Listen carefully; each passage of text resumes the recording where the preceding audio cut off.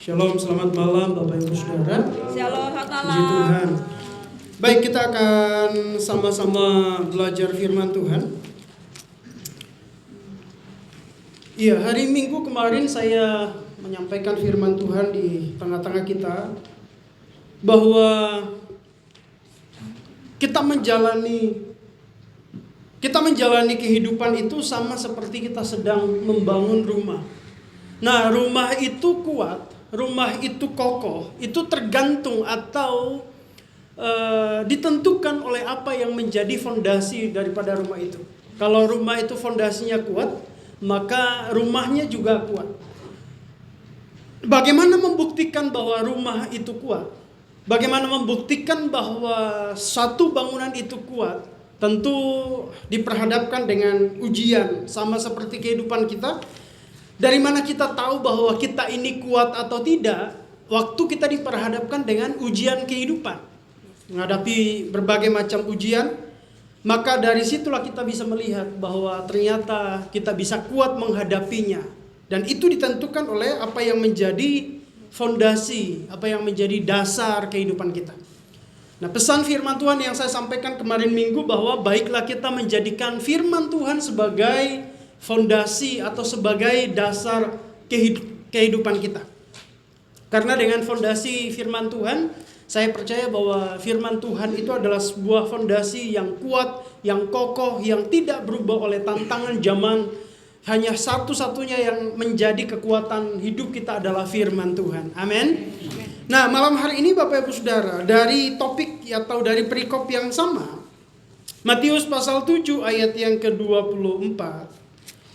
Kita buka sekali lagi. Matius pasalnya yang ke-7. Ayat 24 sampai ayat yang ke-27. Kita akan bahas sekali lagi nih Bapak Ibu Saudara perikop ini. Matius pasal yang ke-7 ayat 24 sampai ayat yang ke-27.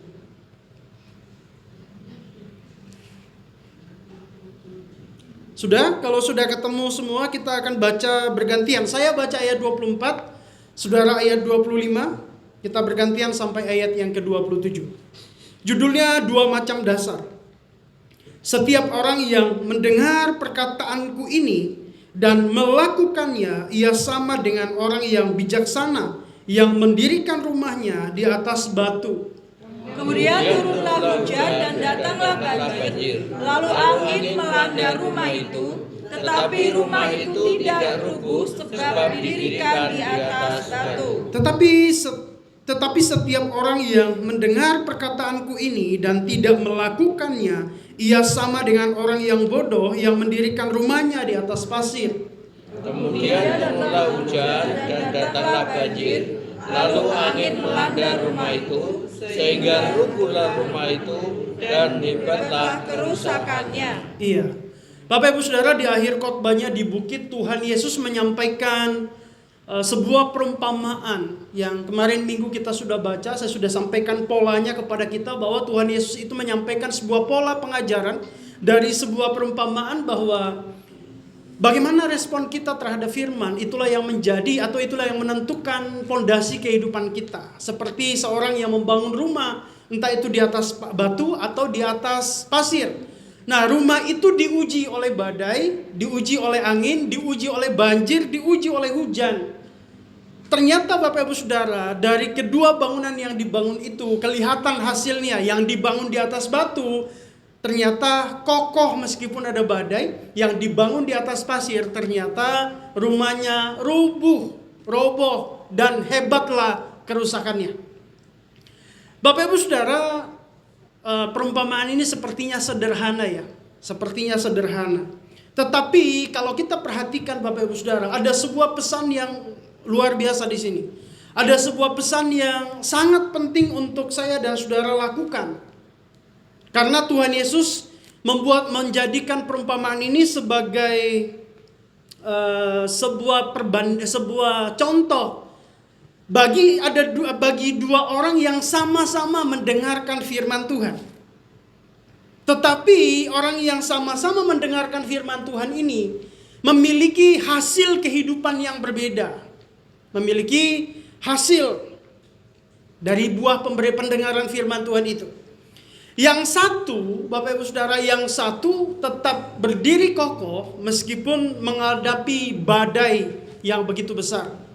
Sedangkan yang satu lagi, dia mengalami kehancuran karena diterpa oleh badai yang sama. Nah, perbedaannya adalah Bapak Ibu Saudara, yang satu kuat, yang satu lemah, yang satu rubuh. Nah, oleh karena itu Bapak Ibu Saudara, kita melihat bahwa dari perumpamaan ini Tuhan Yesus itu mengajarkan, dan ini saya sudah tekankan kemarin minggu, bahwa Tuhan Yesus itu mau mengajarkan kepada saya dan saudara bahwa yang terpenting atau yang paling penting dalam kehidupan saya dan saudara bukan berhenti pada seberapa banyak kita mendengarkan firman. Tetapi yang terpenting adalah bagaimana kita melakukan kebenaran firman Tuhan itu. Bagaimana kita melaksanakan atau mengerjakan firman Tuhan itu dalam hidup kita.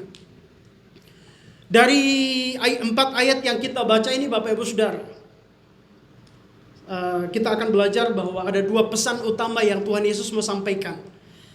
Ada 2 hal ada perintah utama yang Tuhan Yesus sampaikan kepada saya dan saudara. Yang pertama, Tuhan Yesus sedang berbicara tentang mendengar firman sungguh-sungguh.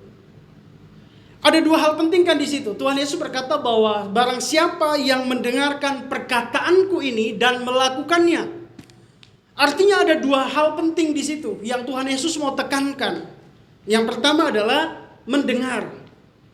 Nah, mendengar di sini Bapak Ibu Saudara, Tuhan Yesus mau mengajarkan supaya saya dan saudara, dan terutama kepada murid-muridnya waktu itu, orang-orang yang percaya pada masa itu, supaya mereka mendengar firman sungguh-sungguh. Nah, saya percaya bahwa saya yakin bahwa pelajaran yang sama yang ketika kita baca ayat ini, maka pesannya sama kepada saya dan saudara, supaya saya dan saudara itu mendengar firman sungguh-sungguh. Setuju? Tuhan Yesus berkata Bapak Ibu Saudara di ayat yang tadi kita baca, di ayat yang ke-24. Tuhan Yesus berkata begini, setiap orang yang mendengar perkataanku ini. Setiap orang yang mendengar perkataanku ini. Saya mau garis bawahi kata mendengar di situ Bapak Ibu.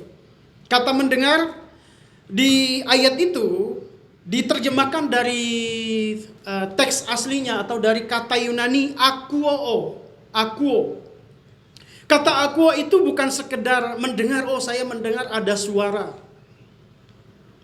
Saya coba, Bapak Ibu Saudara coba fokus. Saat ini saudara mendengarkan suara apa saja? Kipas. Ada suara kipas. Ada suara apa lagi? Suara saya. Suara AC. Suara AC. Bapak Ibu, kita akan bisa mendengar banyak suara ketika kita berada di dalam keheningan, betul nggak? Waktu hening, tengah malam lah misalnya. Jarum jam tangan saja yang tidak terdengar saat ini ketika saudara pakai jam tangan yang ada jarumnya. Itu kalau malam, waktu kita mau tidur dan dinyalain, dia terdengar. Pertanyaan saya adalah, loh waktu siang kenapa dia tidak terdengar, tapi kenapa waktu malam, waktu sunyi sepi, kenapa dia terdengar? Karena nggak ada suara lain ya. Karena nggak ada suara lain. Nah, jadi mendengar di sini tuh Bapak Ibu Saudara bukan hanya soal mendengar. Ada orang yang tidak bisa tidur ketika mendengar satu suara yang mengganggu. Misalnya, ada air keran bocor, bunyinya tek tek tek. Ada nggak bisa? Suara nyamuk. Nah, saya musuhan sama nyamuk. Jadi kalau ada suara nyamuk lewat di telinga gitu. Jadi Bapak Ibu bukan hanya soal mendengar ada suara, karena kalau suara itu banyak, betul ya, suara itu banyak. Waktu masih zamannya di ruko Bapak Ibu, itu kalau malam-malam tuh dengerin banyak variasi suara kendaraan. Ada banyak motor lewat tuh knalpotnya macem-macem. Lewat mobil tuh suara kendaraan itu macam-macam tergantung ukurannya. Ada yang suara tronton yang bawa boxnya itu apa namanya itu ya? Itu kontainer ya. Itu kan ada yang kalau dia kena lubang tuh kontainernya goyang gitu. Suara kontainernya, suara bannya, suara mesinnya, macam-macam. Nah, mendengar di sini Bapak Ibu Saudara bukan hanya soal mendengar oh ada suara. Akuo itu bukan hanya mendengar soal ada suara. Tetapi mendengar atau akuo ini memiliki arti. Artinya mendengar dengan penuh perhatian. Nah, coba kita gambarkan mendengar penuh perhatian itu seperti apa? Mendengar, memahami, mengerti apa yang dimaksud. Betul sekali Pak Anton. Jadi mengerti atau memahami apa yang dimaksud yang sedang dibicarakan. Jadi bagaimana kita merespon sesuatu yang kita dengar? Fokus, teliti, diresapi, direnungkan. Nah, itu namanya akuo. Nah, terutama dalam hal ini Bapak Ibu Saudara, ada objek yang didengarkan. Tuhan Yesus berkata bahwa barang siapa atau setiap orang yang mendengar Perkataan. Jadi objek yang didengarkan atau topik yang didengarkan adalah ucapan Tuhan Yesus, perkataannya Tuhan Yesus. Jadi mendengar di sini Bapak Ibu Saudara fokusnya adalah mendengarkan firman Tuhan. Mendengarkan sabda Tuhan, mendengarkan apa yang dikatakan oleh Kristus. Bapak Ibu Saudara, kata akuo ini kalau didefinisikan secara detail artinya mendengar dengan teliti, mendengar dengan fokus, mendengar dengan kesungguhan hati. Karena mendengar sampai memahami Bapak Ibu Saudara itu diperlukan mendengar dengan kesungguhan hati. Mendengar dengan kesungguhan hati. Mendengar dengan kepenuhan hati, kesiapan hati. Ada satu lagi pengertian yang diberikan, pengertian yang mendalam dari arti ini, dari kata ini. Artinya mendengar dengan kerinduan untuk memahami kehendak Tuhan. Jadi waktu kita mendengarkan firman Bapak Ibu Saudara, ada kerinduan, ada kemauan dari dalam diri orang itu. Saya mau memahami apa sih pesan Tuhan, apa sih kehendak Tuhan dari firman Tuhan yang disampaikan. Maka Bapak Ibu Saudara, saya sangat yakin bahwa waktu kita mendengar dengan teliti, mendengar dengan fokus, mendengar dengan kesungguhan hati, apalagi kita rindu, saya mau menangkap pesan Tuhan dari firman Tuhan yang kita dengar. Saya percaya bahwa ada satu hal yang kita pasti bawa pulang, yang biasa orang sebut rema. Apa itu rema? Saya sering ucapkan ini waktu kita doa. Rema itu adalah perkataan yang hidup, yang terngiang Bapak Ibu Saudara. Waktu kita pulang, waktu kita mendengarkan sesuatu dan perkataan itu selalu terngiang, selalu teringat, tertanam baik dalam hati dan pikiran kita, itu namanya rema. Nah, itulah yang sebenarnya dimaksud oleh Tuhan Yesus.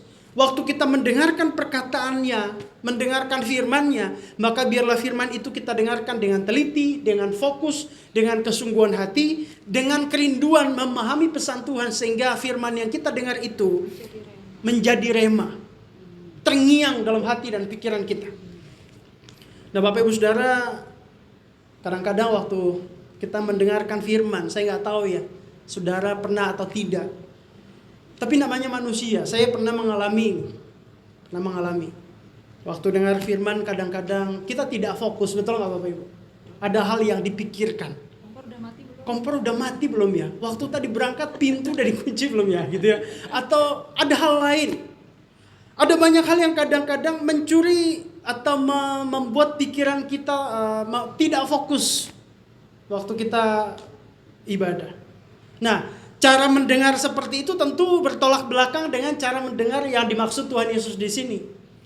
Karena Bapak Ibu Saudara, waktu kita mendengarkan satu pemaparan ya, waktu kita mendengarkan pengajaran misalnya, atau waktu kita mendengar guru mengajar, kita terpotong sedikit saja. Misalnya Bu Endang dulu ngajar rumus balok. Bu Endang masih ingat ya rumus balok ya Bu?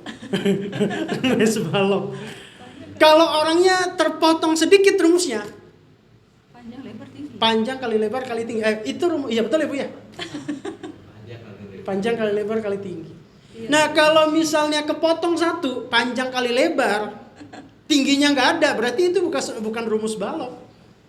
Makanya dibutuhkan benar-benar konsentrasi. Nah, Bapak Ibu Saudara, ada yang mendengar juga karena hanya sebatas rutinitas. Nah, saya rindu Bapak Ibu Saudara supaya jangan sampai kita seperti itu ya. Jangan sampai kita mendengar firman tetapi waktu kita dengar firman pikirannya mana-mana, tidak fokus. Waktu kita mendengarkan firman hanya sebatas rutinitas, tidak membuka hati untuk menerima kebenaran firman. Padahal Tuhan Yesus mengatakan bahwa firman yang akan tertanam, berbuah, menghasilkan buah yang bagus adalah firman yang masuk di dalam hati yang dibuka seperti tanah yang subur. Makanya waktu kita mendengar firman jangan sebatas rutinitas, tetapi mari kita membuka hati. Saya siap menerima firman. Saya siap menerima kebenaran firman Tuhan. Karena saya percaya Bapak Ibu Saudara bahwa langkah pertama untuk memiliki kehidupan rohani yang kuat adalah ketika saya dan saudara benar-benar belajar mendengarkan firman Tuhan dengan benar. Itu adalah langkah awal untuk memiliki kehidupan rohani yang kuat.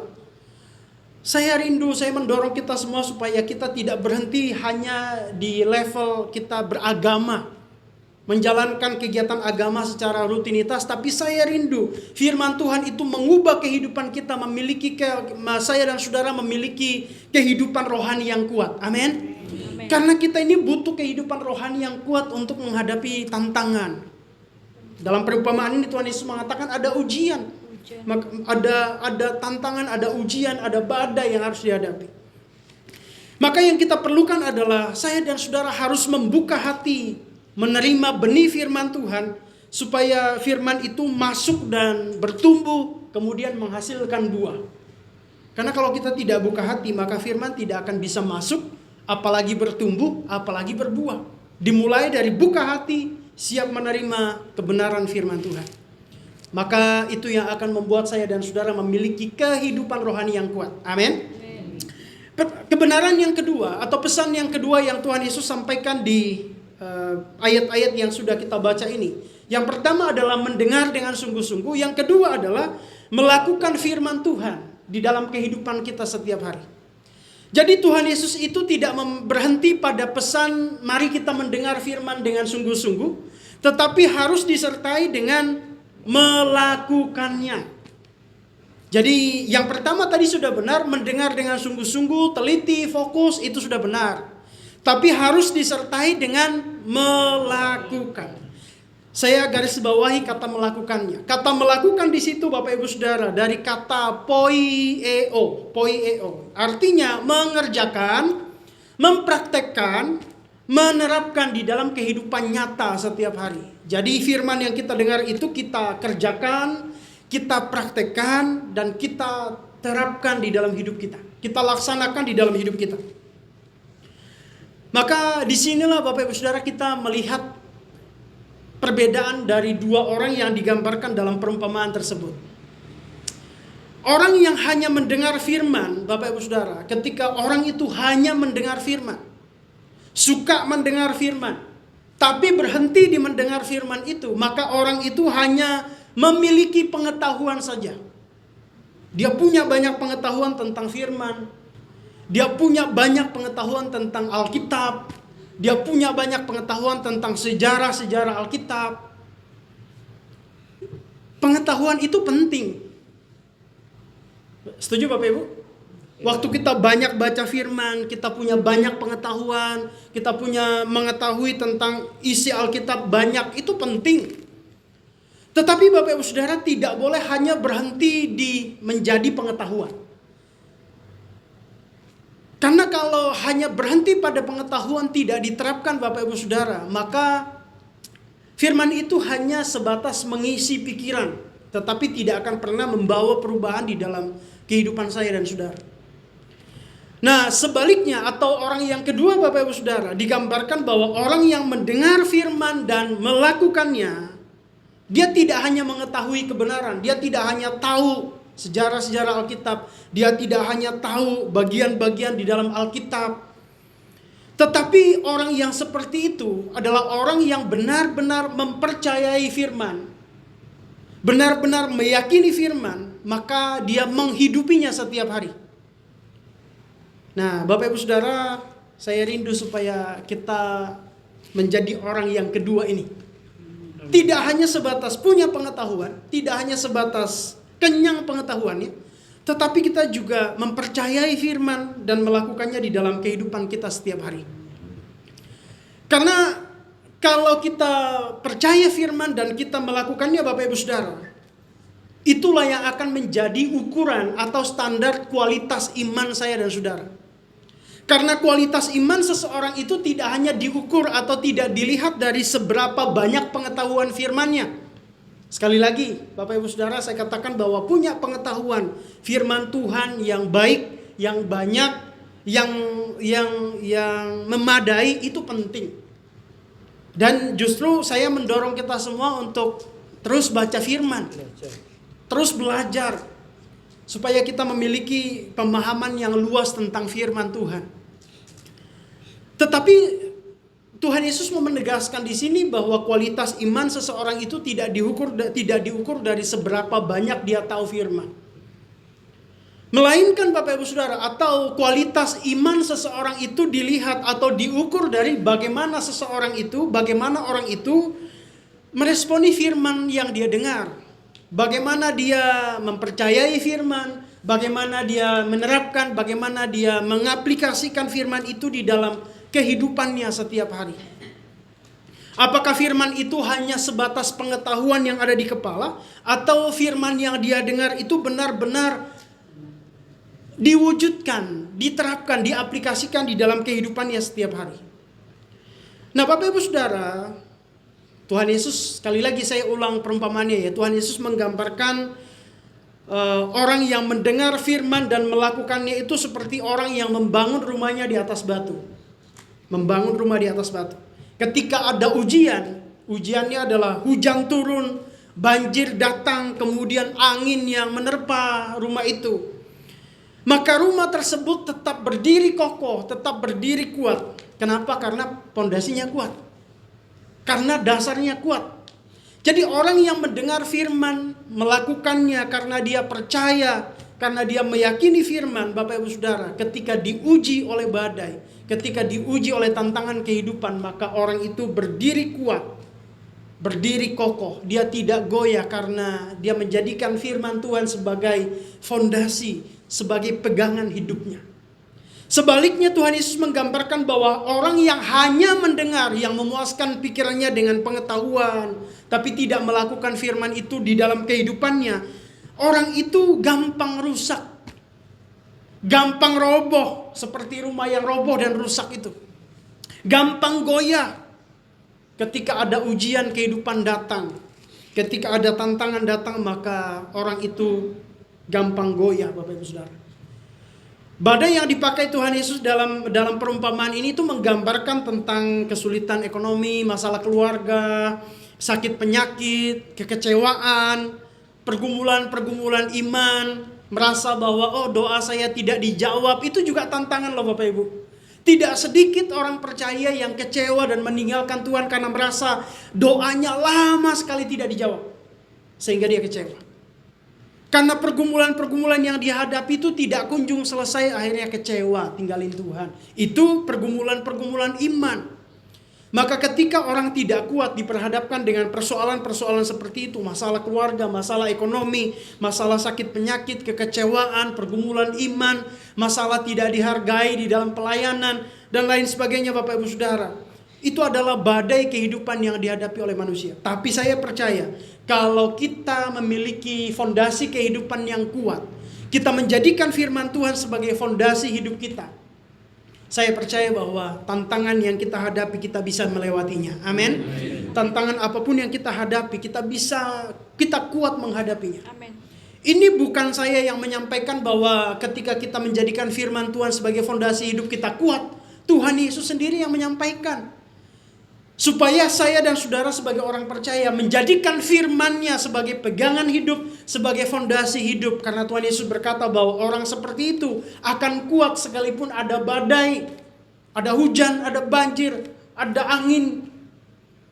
Saya percaya Bapak Ibu Saudara bahwa kalau kita berpegang pada firman Tuhan, kita mendengar firman Tuhan dengan baik dan kita melakukannya, maka kita bisa kuat menghadapi segala tantangan. Amin. Maka Tuhan Yesus mau memberikan pesan ini kepada kita supaya kita membangun hidup kita di atas firman Tuhan. Karena waktu kita bangun hidup kita di atas firman Tuhan, kita akan menjadi kuat. Sekalipun ada ujian yang bertubi-tubi datang dalam hidup kita. Maka jangan berhenti hanya pada mendengar firman, tetapi melakukannya. Pertanyaannya Bapak Ibu Saudara malam hari ini bagi kita. Kira-kira Bapak Ibu Saudara mau pilih yang mana? Mau jadi orang yang kuat atau mau jadi orang yang roboh rumahnya? Kuat. Pasti kita memilih kuat. Nah, sederhana sekali kalau kita memilih menjadi pribadi yang tetap kuat sekalipun ada badai datang, maka yang kita harus lakukan adalah mendengarkan firman Tuhan dan melakukan. Dengarkan firman Tuhan, dengarkan sungguh-sungguh, dengarkan dengan teliti, dengarkan dengan fokus supaya firman itu menjadi rema. Kita pulang, firman Tuhan itu akan bekerja dalam hidup kita dan kita melakukannya, mengimani dan melakukannya di dalam kehidupan kita setiap hari. Kalau kita menginginkan iman kita kuat, menginginkan iman kita kokoh, maka kita harus belajar mendengarkan firman Tuhan dengan benar.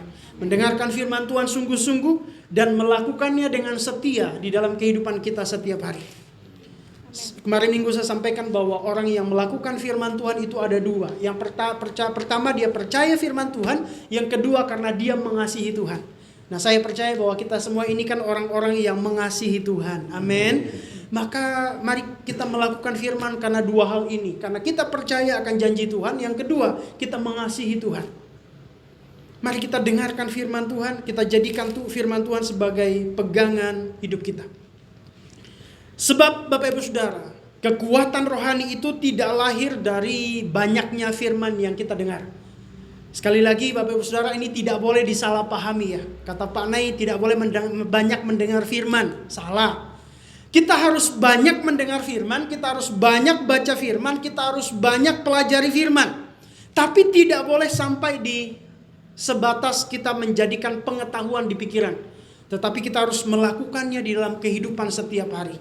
Karena dengan memadukan dua hal itu, kalau kita belajar firman dengan rajin, dengan setia, dengan tekun, kita mendalami firman, maka itu akan menambah terus pengetahuan kita, dan itu akan membawa kita kepada pengenalan yang benar akan Tuhan. Disertai dengan setia, dilakukan dengan taat, dilakukan dengan tekun, maka dua hal itu akan saling melengkapi, satu dengan yang lain, yang akan membuat iman saya dan saudara semakin kuat, semakin bertumbuh. Ketika diperhadapkan dengan ujian, tantangan kehidupan, saya percaya saya dan saudara akan menjadi kuat. Amin. Maka mari kita kembali siap menjadi orang-orang yang kuat di dalam iman. Katakan sama-sama yuk, kuat di dalam iman. Kuat dalam iman. Caranya bagaimana? Dengarkan firman dan lakukan firman. Tuhan memberkati kita semua. Amin.